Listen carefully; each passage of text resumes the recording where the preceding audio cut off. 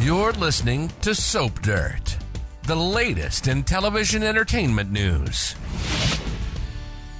Hey there, Young and the Restless fans. It's Belinda from Soap Dirt, and I've got a special November Sweeps prediction edition since tomorrow's the 1st of November. I've looked at the sweep spoilers, the current storylines, and as always, I use confirmed spoilers and info for my predictions. These reach a little further out than the standard weekly prediction edition that I do, so I'm super excited to see what your comments are and your thoughts on these predictions. Definitely share that with me after you listen. If you haven't, please reach down, click subscribe so you don't miss any of our Y&R updates. And now let's jump right in. My first prediction is that Kyle realizes he messed up by allying with Tucker and Audra, but it's too late. This week, Kyle Abbott went over to the dark side with Emperor Tucker and his sidekick Darth Audra. Can you tell I'm a little excited about Halloween and I'm a Star Wars nerd? All right, it shouldn't take too long, though, before Kyle figures out he picked the wrong side. Kyle's attitude right now is laughably bad. He feels so entitled that he almost laughed in Jack Abbott's face when his dad offered him the job of Chief Operating Officer, aka COO of Jabot. That is a damned good job for anyone to have, much less somebody in their 30s. And Audra, of course, has been dangling her cookies in Kyle's face, so he's thinking with the head in his pants instead of the brain in his head, and now he's decided to betray the Abbotts. What does Kyle think is going to happen when the dust settles, even if he and Tucker and Audra win? Doesn't Kyle know the entire Abbott family will hate him for this? There will be no place for him to turn in Genoa City because everyone else will hate him for betraying the Abbotts in favor of Tucker and Audra. I have a sneaking suspicion that Kyle's going to figure out that he chose the wrong team, but it's going to be later in the game in November Sweeps, maybe even after that, and he will not be able to unring that bell or stop the ball that's rolling. Maybe he can go throw himself on the mercy of his family and reveal Tucker's plan and try to earn redemption, but this is going to be bad for Kyle. And at this point, I feel like he's got it coming, however bad it is. All right, our second prediction, Nick rages over Adam and Sally's reunion. Last week, we saw Adam Newman and Sally Spectra open up to each other in a real way that they've not done in a very long time. Adam told her he's so worried about his dad, Victor, worried that he's responsible for the decline in his dad's health. Sally opened up to him about some of her issues. Then they shared a hug. The hug turned to a kiss. The kiss turned into them making love. I fully expect Sally to tell Adam, though, that night they spent together in bed does not mean they're reunited. But I think it's just a matter of time before they are coupled up again now that they've taken this huge step back into intimacy and confiding in each other emotionally. And once Nick Newman finds out, I expect him to throw one of his epic temper tantrums and get all puffy and just, you know how he does. I anticipate Nick might even say something really ugly to Sally about how she didn't even wait until his side of the bed was cold before she pulled his brother back into it.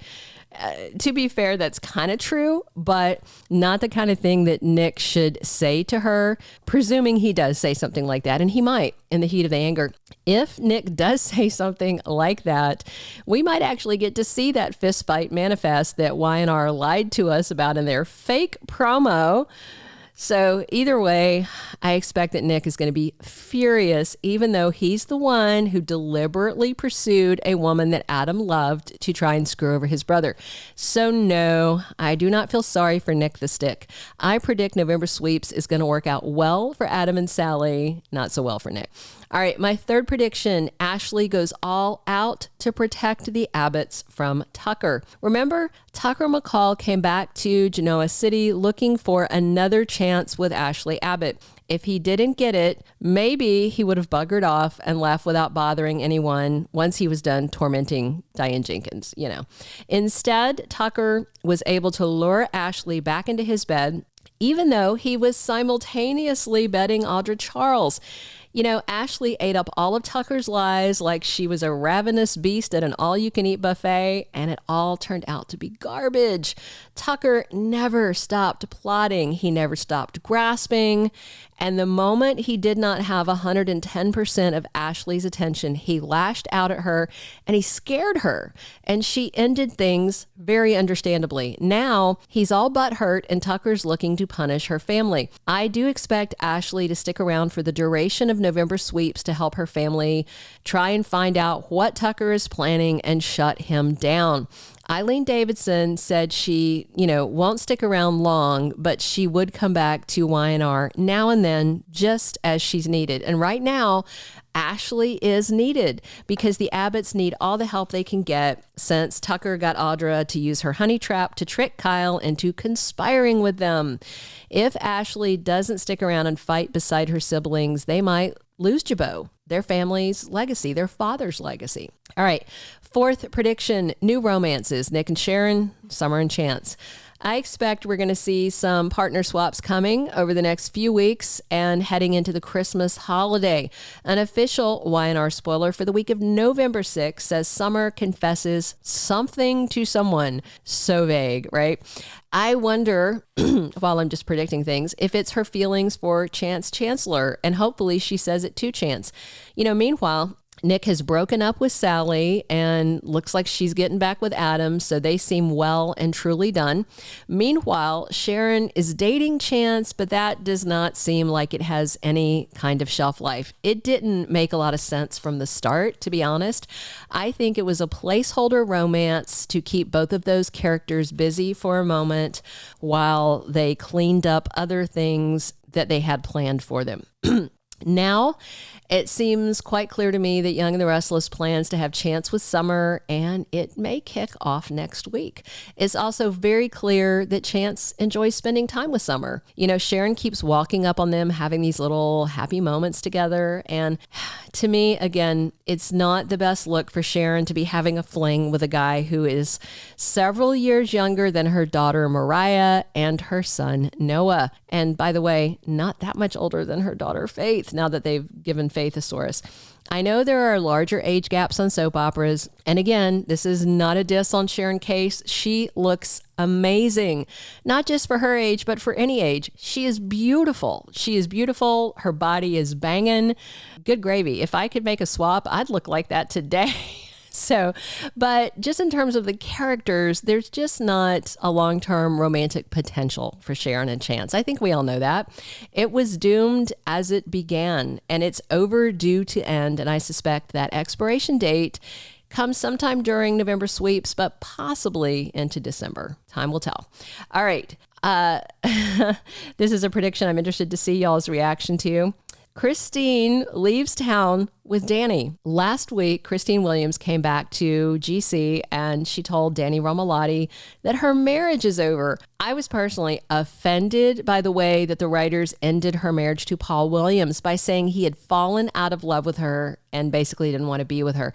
That is so drastically out of character for him, but of course they're trying to make it so she's not the bad guy and can move on immediately because it's not her fault, right? But it's a real slap in the face for longtime fans who know that Doug Davidson's character wouldn't have ever said that to her. But that's what the soap did, and that's what we have to deal with now. So I know that Danny is staying in town for a longer arc this time, so I expect he's around through the end of sweeps. Christine is not usually around that much. They bring her out for legal stories and special events, but she's not an everyday front burner character. She is this week on Thursday getting a standalone all cricket episode for Lauralee Bell's 40th anniversary. So she is about to have a front burner storyline for a change, and I feel this is because of her 40th anniversary. They are apparently resurrecting that dusty love triangle of Phyllis, Christine, and Danny, which nobody asked for, and I cannot imagine how many people want to watch. Show of hands? Yeah, I didn't see any. Okay, moving on. But that's also what we're getting, apparently. So what I am predicting is that when Danny finally packs his bags to go on tour or wherever he plans to go next, maybe Cricket goes with him. He is not going to wind up with Phyllis as far as I can see, but I do think he and Christine are going to spark again. And if they do, I could totally see her leaving town with him. Then she could still come back time to time and even bring him along. It'd be a good long-term exit for his character and for her character if they get a happily ever after, that's a callback to their romance from a long time ago. I would totally be okay with Christine and Danny leaving town together and for a while. All right, drop your comments below on these Y&R November sweeps predictions and click subscribe if you haven't already. Be sure to come back here and talk Young and Restless with me every single day. Drop your comments below. I read them all. I love your comments. I feel like we're friends chatting about our favorite soap over coffee. So definitely drop those and come back soon for more on Y&R. This has been Belinda from Soap Dirt. Thank you for being a loyal listener. Follow us wherever you get your podcast, because you don't want to miss the next episode. Soap Dirt is on all the major podcast platforms, including Apple Podcast, Spotify, iHeartRadio, and more.